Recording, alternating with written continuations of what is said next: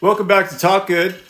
This week we're going over descriptors, descriptive language. Okay, here we go. Je ne sais quoi.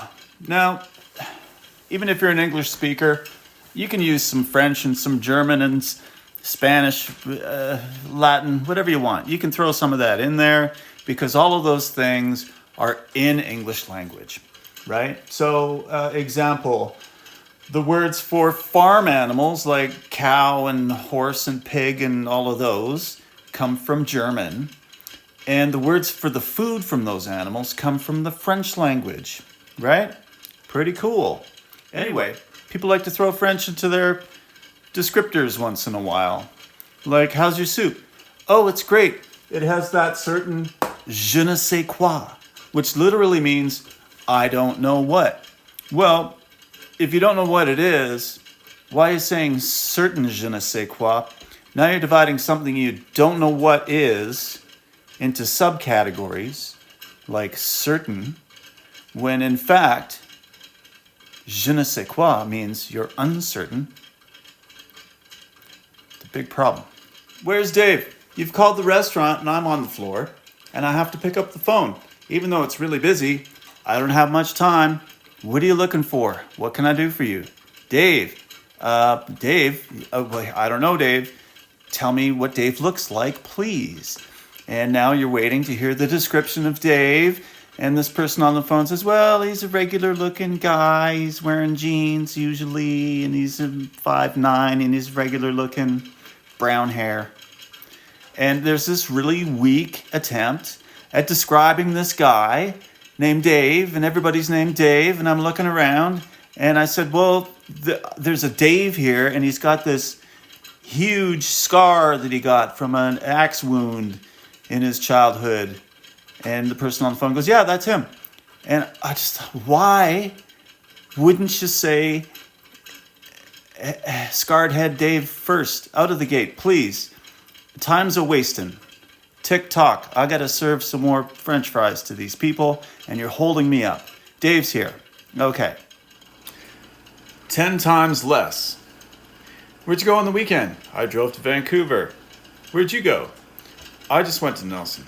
Oh, wow. Well, Vancouver is about 600K. Nelson's about 60. So that's 10 times less. No. Well, technically, it's 10 times fewer kilometers than Vancouver. But we're dividing. We're taking 600, which is Vancouver, down to 60, which is Nelson. So it's division. It's not multiplication. So why are you saying times? You got your math backwards. Okay? It's a problem. Nondescript. Nondescript is a word that people use when they're too lazy or tired to actually work at describing something. They just don't want to do it. You know, hey, I'm in your neighborhood. I'm looking for your building. What's it look like? Oh, it's a nondescript 5-story apartment building. Have you ever read a Russian novel? There's these amazing 5-story buildings all over the USSR and, you know, Eastern Europe and Russia and all of that. And these are all 5-story buildings, and they were cookie cutter carbon copy buildings for decades. And they did change a bit over the years, but they're all built the same way, right? They come in with the materials. They've all got the same plans. They do the foundation. They slap them together. Big concrete panels. Bump, bump, bump, bump, bump. Same windows. 5 stories.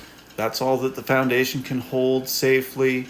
Amazing for a totally fucked up, you know, situation to live in. But anyway, so that's what was going on. But if you're reading a Russian novel, how is the writer going to describe one of these nondescript buildings? Well, he could say, it's a sad rectangle of cement, glass, and steel, right? It's the backdrop to a bleak and disturbed childhood void of hope and joy. The levels of despair within its drab facade should never be understated. But when you say nondescript, you are understating. I want the information. What the fuck does your building look like?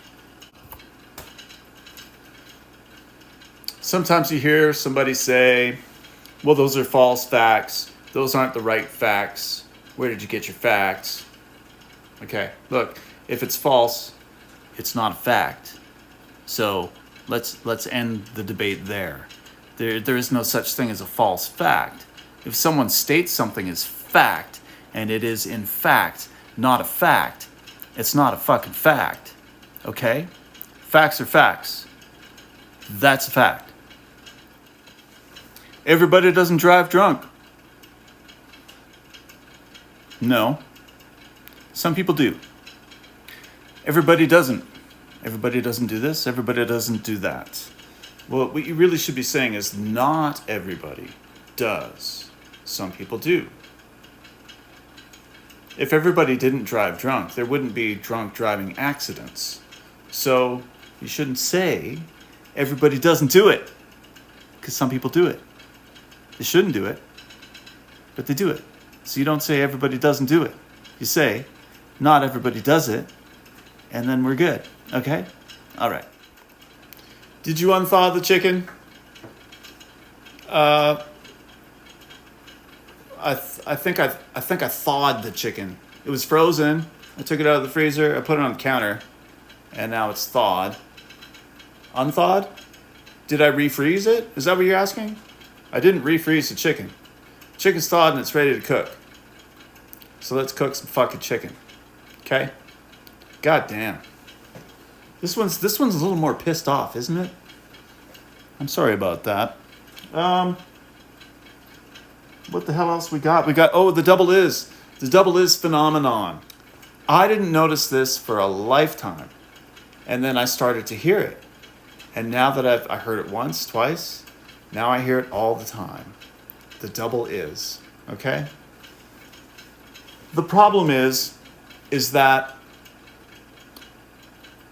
so many of us do this. I probably do it too. I probably say, well, the problem is that, well, slow down. So you're moving too fast.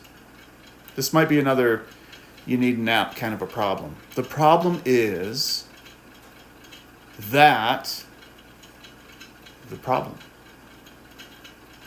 is sounds sketchy, man. Take a break. Get some rest. See you next time. Love you guys. Take care of yourselves. Try to talk good. Okay? All right. Bye.